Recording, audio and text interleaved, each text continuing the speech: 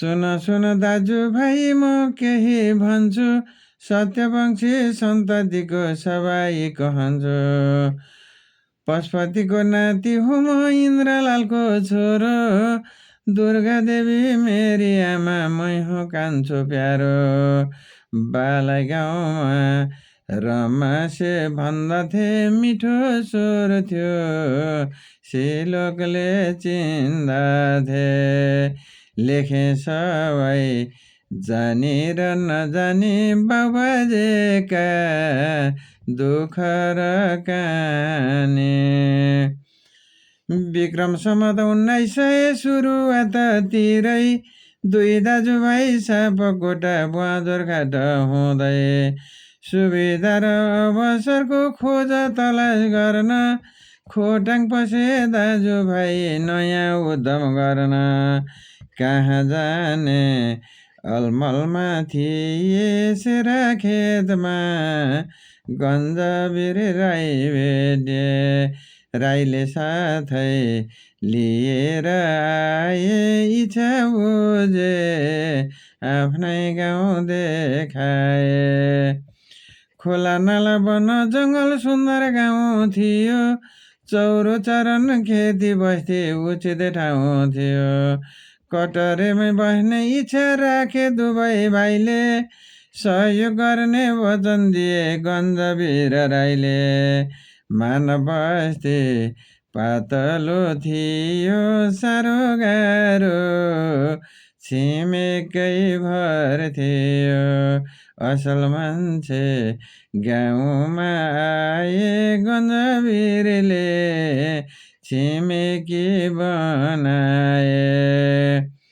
ओलो डाँडा कटहरे पल्लो रिठा बोटे, रिठे सावा तिनकुरीको माझमा डुम्री बोटे। डुम्री बोटे सिरानैमा सारुमको थुम्को, सारुम र डुम्री बोटे लाए कैयौँ फन्को।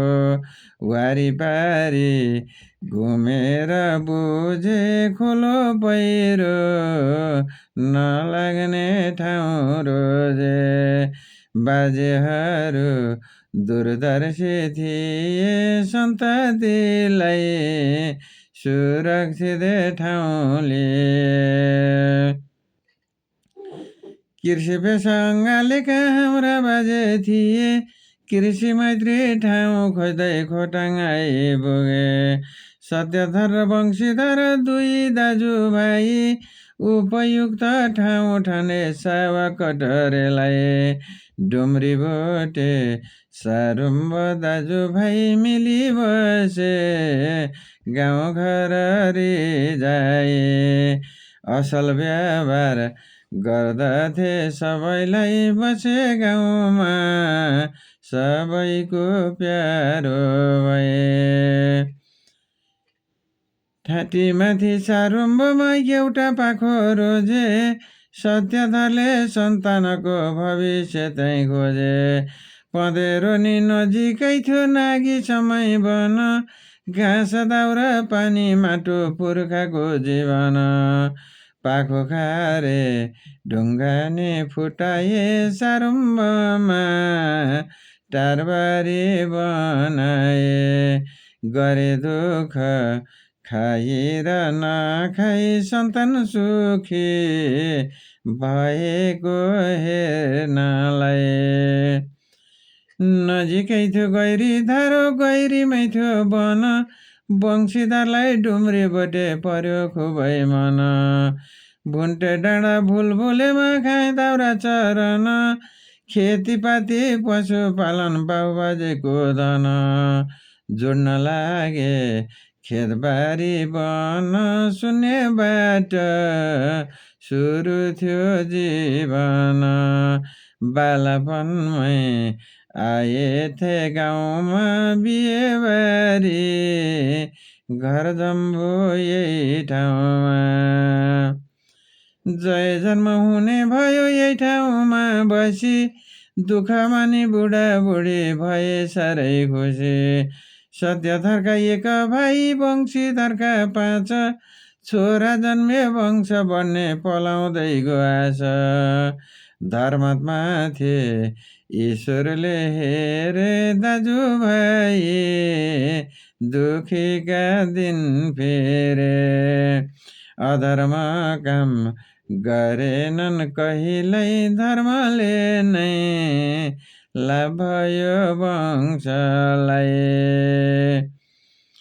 कमलपति हरिभक्त विष्णु विलास तीन भाइ श्री विलास मित्र लाल हरिदत्त तीन भाइ।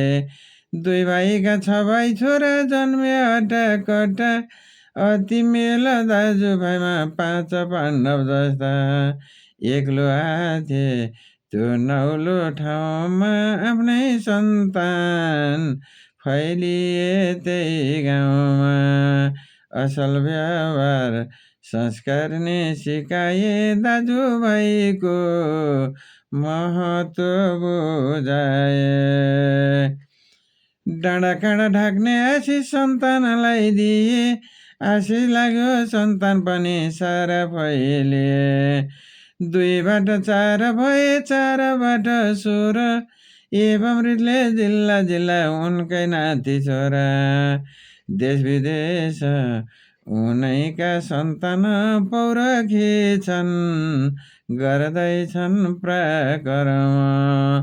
पौरखी हुन् पौरखमै रमाउँछन् इमान्दार छन् सबैलाई रिझाउँछन्। खडानन्द चन्द्र लाल नारद वृद्धि लाल गौरीकान्त भगीरथ छवि नन्द लाल। बद्रीनाथ बलभद्र मुक्ति धनपति रङ्गलाल जीवनाथ पद्म पशुपति। रामनाथ सहित 17 भाइ नाति 34 जना जन्मिए पनाति। छोरा नाति हुर्किए पनाति डुम्री बोटे भरिए सन्ताते। डाँडा घरे ठुला घरे नयाँ घरे खत्री सारो मेली सिरान घरे पँधेरे डिल्ले। गली घरे रमसे ज्योतिषी दामी मैपति बिरौटेर कारबारी काजे। जुर्यो नाउँ भूगोल र कामले इमान्दार थिए चिनिए नाउँले। उनकै सन्तान अनेकौं नाउँमा इमान्दारमै गनिन्छन् सब ठाउँमा। सत्य वचन सत्य धर्म सत्य कर्म लिन्थे। सन्तानलाई सत्यवादी बन्ने अर्ती दिन्थे। चोरी ढाँटी मागी खानु नर्क जानु भन्थे। बेसाएर खानु पनि इज्जत फाल्नु ठान्थे। पाखुरीको बलैले बाँचे सन्ततिलाई इमानकै धन साँचे। परिश्रमी बनौ है दाजुभाइ शिरमा राखौँ पुर्खाको अर्तीलाई। हलो जुवा डोको नाम्लो आफै बनाउँथे। वर्षौँ धान्ने अन्नपात आफै फलाउँथे। खसी बाख्रा गाई भैँसी आफ्नै गोठमा हुन्थे।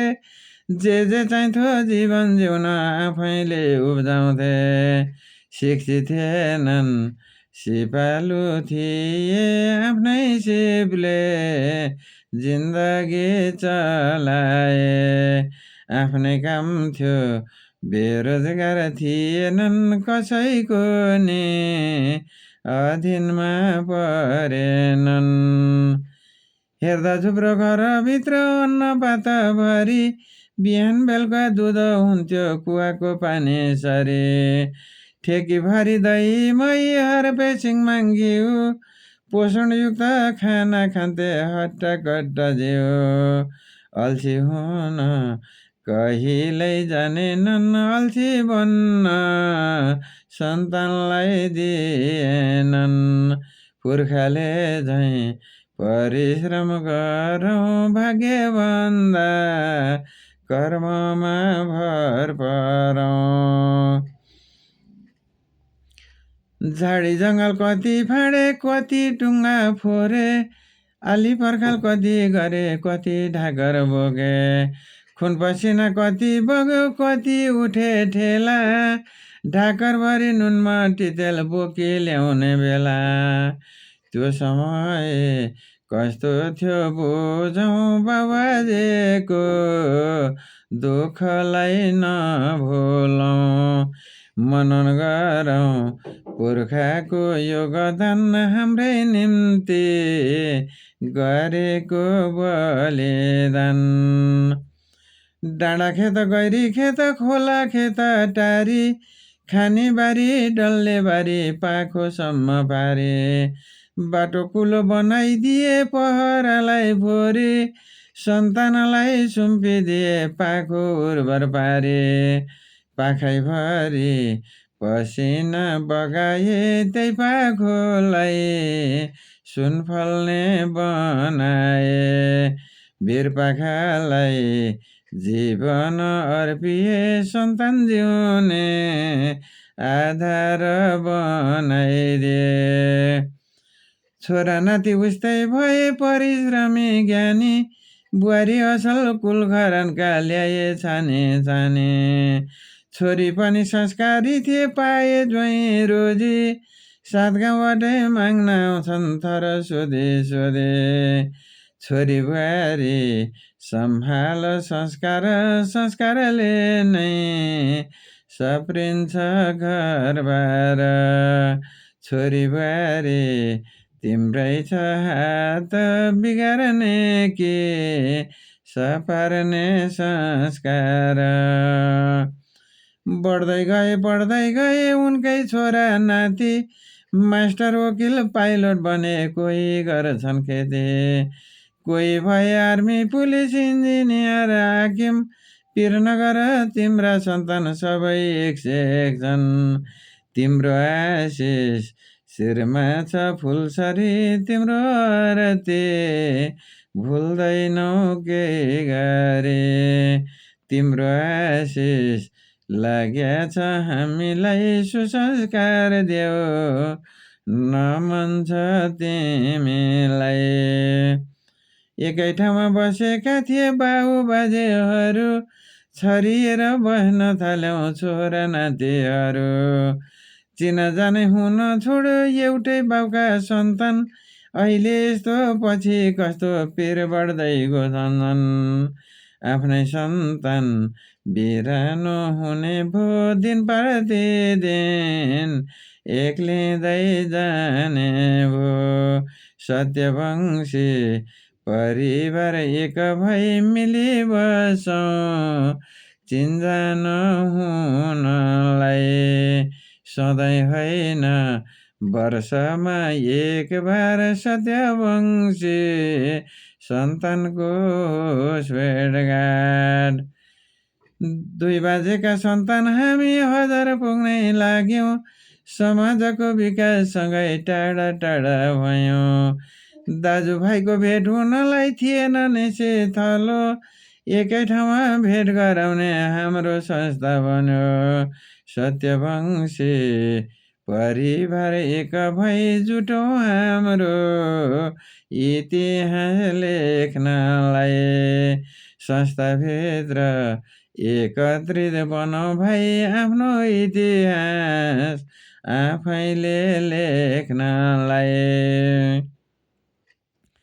बाबुबाजेका दुःख कति कैरन लेख्नु पर्छ, हाम्रा पनि भोगाइका कुरा थप्नु पर्छ, छोरा नाति लेख्दै जान्छन् इतिहास बन्छ, इतिहासले सन्तानलाई असल बाटो लान्छ, असल बनुन् असलै काम गरून् हाम्रा सन्तान, कुबाटो नहिँडुन्, फलोस् फुलोस् सन्तानको जीवन, आशीर्वाद छ शुभकामना। बाबुबाजे नि दुःखसँग लड्दा लड्दै मरे, हाम्रो पनि त्यही हो बाटो भोलि हो के भरे, सन्ततिले सम्झिनेछन् सम्झिने काम गरे, मरेर नि बाँचिन्छ रे बाँच्दै केही गरे, सन्ततिले सम्झिने काम गरौँ उठौँ जुटौँ अबेला नगरौँ। तरपन्थी तीन पुस्ता सम्झेलान् कीर्ति राखौँ युगौँ युग सम्झन्छन्। धनले मात्रै पुग्दैन सन्तानलाई संस्कार बसौँ मिलेर दाजुभाइ एकतामै बसौँ है दाजुभाइ एकतामै हाम्रो छ भलाइ। धन्यवाद, नमस्कार।